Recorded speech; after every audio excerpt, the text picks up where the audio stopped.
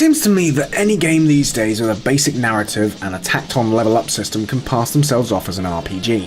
How many of these titles actually immerse you in playing the role of a character and all of their ambitions and pursuits? Not many, I'll wager. Well, ladies and gentlemen, let me introduce you to a real role-playing game. Welcome to Kingdom Come Deliverance. You play as Henry of Skalitz, a blacksmith's boy who is a little bit... and spends most of his time like any other young lad, drinking, fighting and chasing the punani. Fine lass, eh? That is until one day when raiders attack his village, brutally murdering everyone he holds dear and burning his home to the ground. Henry escapes by the skin of his teeth, but not before witnessing the merciless murder of his parents at the hands of the unknown invaders.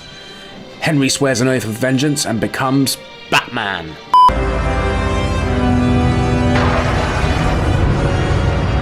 Psych, can you imagine?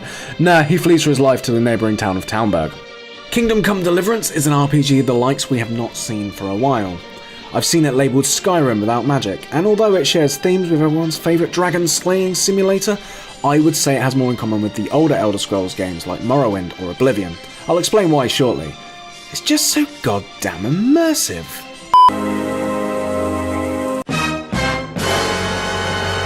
Now when I say this is a true RPG, I mean not only do you have to assume the role of Henry, but you have to put yourself in his shoes with every single decision. This is 15th century Bohemia and life is cheap.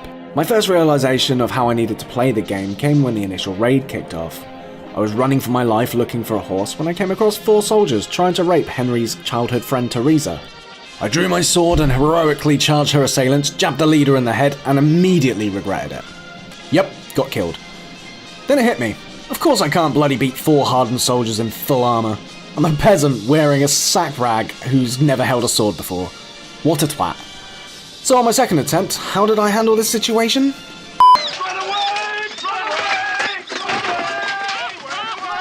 Yep, I ran for my life like the bitch I am, leaving Teresa to enjoy a struggle cuddle with her new friends. This game really wants you to live Henry's life. You need to eat or he will faint. You need to sleep or he'll fatigue and start to fall asleep. Not ideal in the middle of a sword fight.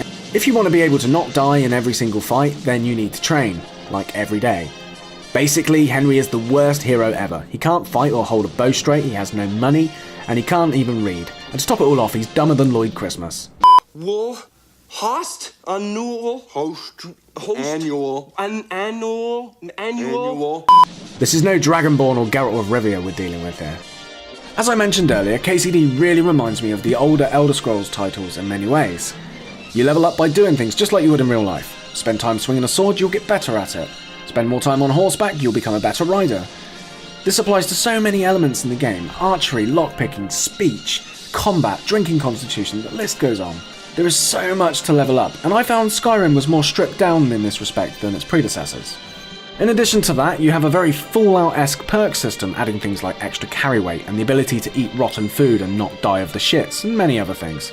The way you build your character is totally up to you, but everything takes time. Even reading books will take you a few days in-game. On top of all that, things usually taken for granted by most RPGs, like making potions or using grindstones to sharpen your blade, have to be done manually via a fun little minigame. I'm just kidding, it's not fun. And what the fuck is up with that lockpicking? The combat is a real love-hate affair. When I first started the game, I bloody hated it. It was slow and clunky, but after training Henry up and kitting him out with some decent gear, okay, still slow and clunky, but for good reason. Warhorse Studios have really gone for authenticity. The world is merciless and the combat echoes this. It's sluggish because 2 guys in 60-pound armour swinging bastard swords at each other's faces isn't exactly the height of grace.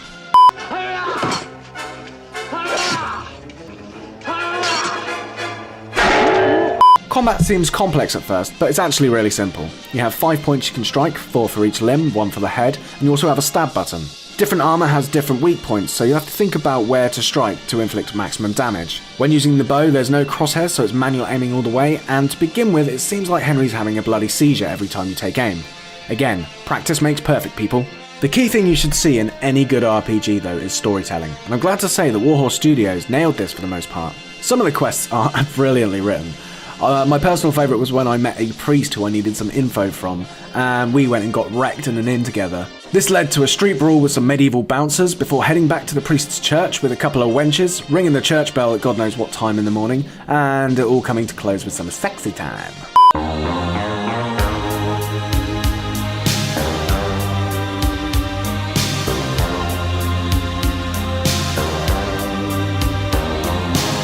To my delight, I discovered that the side quests are just as good. You can join what passes for a thieves guild in the 1400s, take part in underground fist fighting tournaments, go grave robbing, or even get a girlfriend.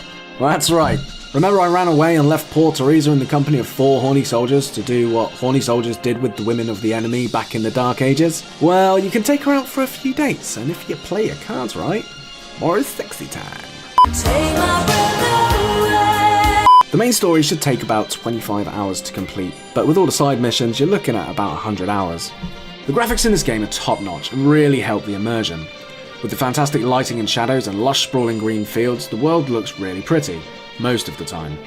Sometimes textures can look flat or trees pop up out of nowhere, but if I'm being honest, I'm just nitpicking. I was really impressed with how little NPC faces are actually replicated. In fact, very rarely did I see any lookalikes on my travels, although I did notice the developer may have robbed the likeness of a few celebrities. The layout of the land feels really organic, and you can generally believe that you're in a living, breathing world. But, and it is a big but, we need to address the elephant in the room. The graphical performance in this game is shit. You will see massive frame drops. In places I would go from 60 frames a second to 20, just like that. My PC is not exactly top end, but it is meaty enough to max most games, and seeing that 20 frames a second just hurt my soul. If that's not bad enough, there's a whole host of texture popping, crashes, and on occasion I've been subjected to some seriously long ass loading screens.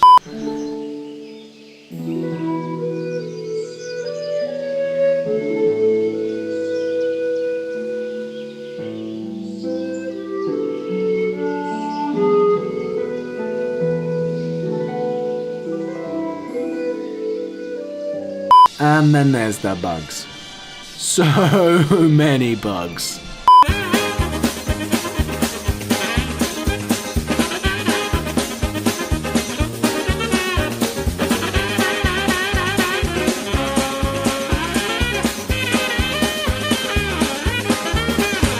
During the first few hours of the game, I have to say I wasn't really taken with the dialogue.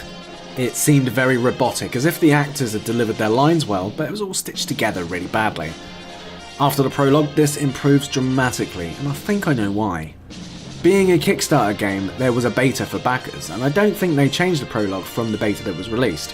The prologue takes about 2 hours to get through, and it's plain sailing from there. The soundtrack is fantastic, with all the sort of music you'd expect to hear from medieval Europe, and the sound effects during the combat really add to the grittiness of the world. As with all big open world RPGs, there are a lot of reoccurring voices. But it's not as bad as some games we could mention. Skyrim. So the final score for Kingdom Come Deliverance? Man, this is a hard one. On one hand, this game should get a 9 out of 10 for creating a wonderful RPG experience that rivals the Elder Scrolls games or even the Witcher series. But, on the other hand, I can't let the bugs, glitches and poor performance and crashes go unchecked. I'm going to give it a solid 8 out of 10. They can have a 9 when they fix the messy optimization and bugs. A great RPG experience from an indie studio setting the bar high for the AAA industry to try and follow. Maybe next time skip the CryEngine though, eh? Oh, and PC users will be happy to know that there is great mod support, and I have it on good authority that there is a team working on a Game of Thrones Total Conversion mod.